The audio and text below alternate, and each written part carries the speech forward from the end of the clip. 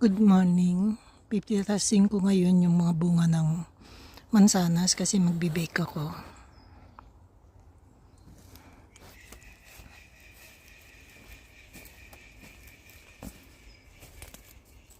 So ito siya. This year malilit ang bunga kasi ang daming binunga eh. Grabe. Ayan oh. Mas maraming nahulog at nabulok kaysa naani ko. Kasi nga wala akong time. Ayan siya. So, ito yung mga basket ko.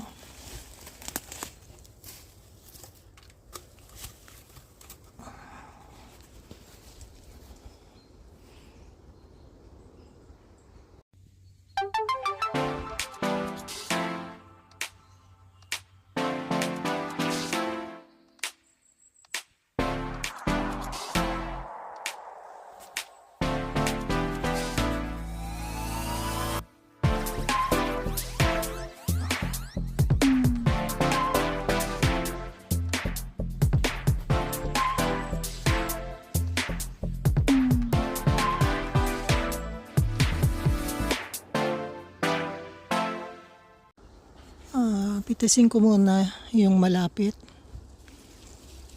Naku, hindi pa ganong hinog. Ay naku, sira na naman. Pero masarap itong i-bake. At saka ito yung pinakamasarap na apples ko. Kung hindi pa siya ganong hinog.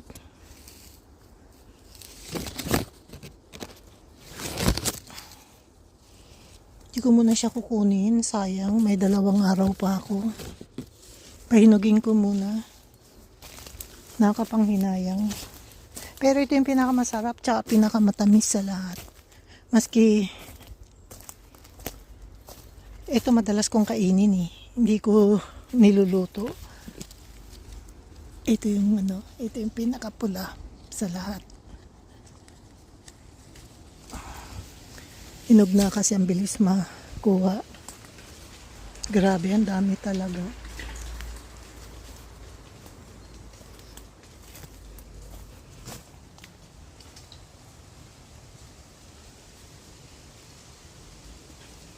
ko muna pipitasin, hindi muna ako magbe-bake. Pagdating na lang ng anak ko, padating naman na yun eh. 2 araw na lang darating na siya.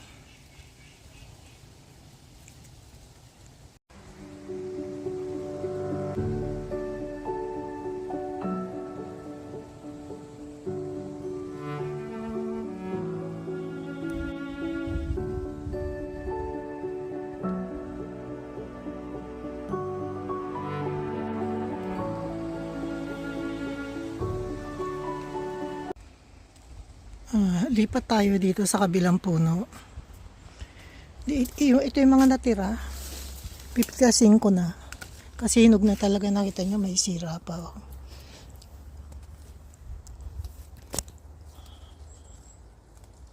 Naku, sira. Ito hindi. Yun nasira.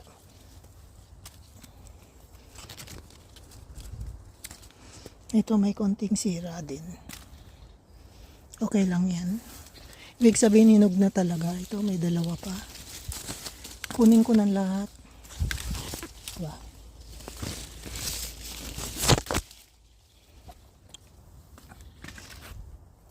Okay, nakuha ko na yata lahat.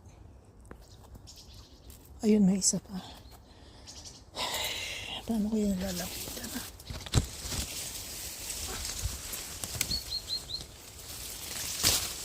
Ayan, nakuha ko ng lahat. May isa pa rin.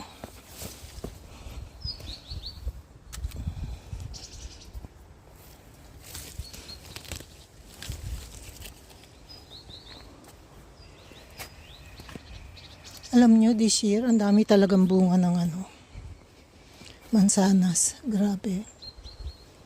Yung iba, nabulok na talaga, kinain ng insekto. Tapos itong Jonah Gold, may 4 na bunga. Kunin ko tong isa. Ayan o.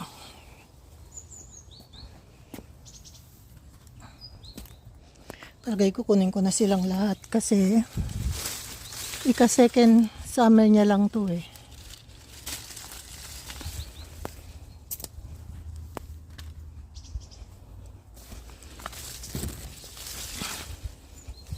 hinog na kasi mabilis mapitas eh. May isa pa. Sana yun siya.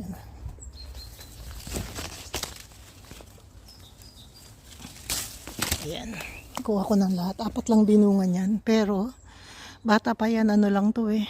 Ika-second summer niya lang ngayon. So, kasya na yan lutuin kong i-bake. Tapos, yung danduron, next day ko na lang yung kukunin. Hindi pa hinog, may 1 week pa ako. So, 3 puno to ah. Yung cox pipi na ubos ko ng kainin, kinakain ko lang yun, hindi ko siya